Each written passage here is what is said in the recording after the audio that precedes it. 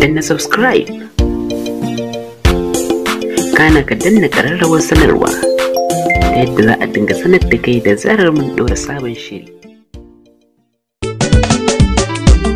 Mai sauraro assalamu alaikum, barkanmu da sake ganawa a cikin shirin magana zaren bunu da 'yan magana ke cewa in ta fito ba ta komawa. A cikin shirin namu ne yau za ku ji cewa a daidai lokacin da 12 saura kwata na sake fantsama fagen daga domin raba raini a kakar zaben shekara ta 2023. A iya cewa sojan kundin bala dan balki komanda an busa kawon tashinsa daga harkokin siyasar Najeriya baki daya. Bisa yadda yau da gobe zama dan siyasa gwanin tufka da warwara. Wanda wannan ta sa a yanzu tilas mutane ke ganin cewa akwai bukata a yi masa ritaya ta siyasa, musamman yadda ya zaɓi kwancewa shugaban ƙasar Najeriya hula a kasuwa na cewa mulkinsa akwai kurakurai bai gamsu ba, akwai bukatar saka wigi da kututtire. Amma ban taɓa ganin yadda shugaba Allah zai ba shi shugabancin ƙasa imanci da magoya bayansa waɗanda suka ci wahalarsa irin mai girma shugaban ƙasa Muhammadu Buhari ba.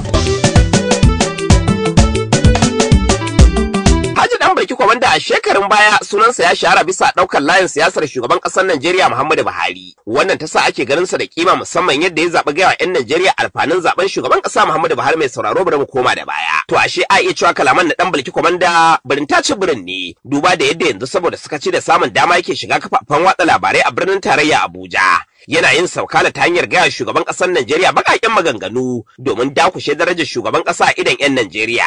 Musamman kalubalantar duk wani tsari da shugaba Buhari ya zo da shi domin ceto 'yan ƙasar, amma shi a mahangar ɗan Balki faɗi yake zuwa yanzu da sauran shekaru kaɗan ya rage shugaban ƙasar Najeriya Muhammadu Buhari. Ba abin da 'yan Najeriya suka dafe face asara a jagorancinsa. Amma dai mai sauraro bari mu nazarci wasu daga cikin kalmomin ɗan Balki komanda kan abin da yake gaya shugaban ƙasar Najeriya Muhammadu Buhari idan ya so mutanen sai su alƙalanci. Da fari dai ɗan Balki komanda ya ce ko dan shugaban kasar Najeriya Muhammadu Buhari ba shi da tsarin tunanin tuna baya ga abokan tafiyar siyasarsa domin duk ya manta abokan tafiyarsa. Amma ban taba ganin yadda shugaba Allah zai ba shi shugabancin kasa imanci da magoya bayansa waɗanda suka ci wahalarsa irin mai girma shugaban kasa Muhammadu Buhari ba. Shin to ya tafiyar shugaban kasar Najeriya Muhammadu Buhari a siyasa kenan? Kuma lokacin da kuke bin sa me yake faruwa? Haka muke bin mai girma shugaban kasa Muhammadu Buhari, kuma ka san tafiyarsa bakar wahala ce saboda sai dai ka kashe aljihunka. Shin idan haka ne ina makomar jam'iyyar APC a zaɓe na gaba? A yanda muke ɗanɗana kuɗan mu a ƙarƙashin mulkin APC babu tabbas. Ina so in gaya maka cewa APC za ta iya dawowa idan ba a yi gyara ba. Shin ɗan Balki amma kasancewarka daga arewa ka yi rake shugaban ƙasar Najeriya Muhammadu Buhari, shin kwalliya ta biya kuɗin sabulu? Sannan 'yan arewa nan ba ma irin mu 'yan arewa maso yamma. Northwest kenan inda mutum sitar bakwai duk wani abu da ka sani a duniya mu muka ba da goyon baya fiye da kowa. Kwalliya bata biya kuɗin sabulu a gare mu ba. To ina makomar talakan arewa? Saboda zaka ga talakawan mu yau mu ne cikin bala'in da ifi kowane bala'i.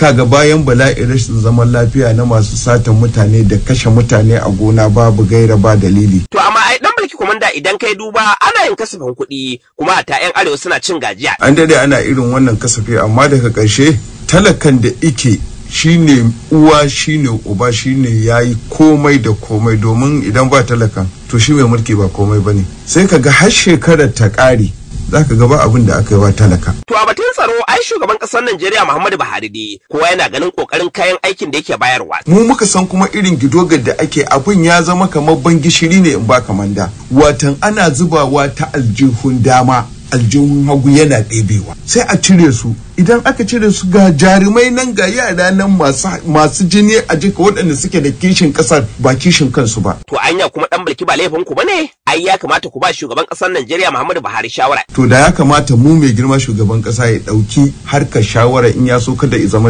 an samu sirrin. To can da ɗan Balki komanda ya ce Buhari fari ne, nan kuma ya ce mana baki. Kaga ashe ba shakka rafkanno siyasa ta kama shi. Wanda a iya cewa yanzu lokaci ya wuce da 'yan siyasa za su ringa ɗaukar kalamansa a matsayin abin saurara. Illa ɗan wasan barkwanci da ke buƙatar daraktoci da za su kula da shi domin yin CD domin zama hanyar samun nishaɗin rayuwa da kuma nuni ga matasa don kaucewa tsarin noma da girbe yabanya a wajen kafuwar aƙida. Domin abin da ke tabbatar da kafuwar dattijo bincike kafin faɗi ba faɗi da sauyi ba. To wannan da ra'ayi ne na wasu 'yan Najeriya da tuni sun yanke hukuncin saka siyasar ɗan Balki komanda cikin kwandon shara abin tafiyar bola. Mai sauraro sai ka biyo mu a gobe, za mu ci gaba da sauraron waɗannan kalmomin ɗan Balki komanda muna fashin bai.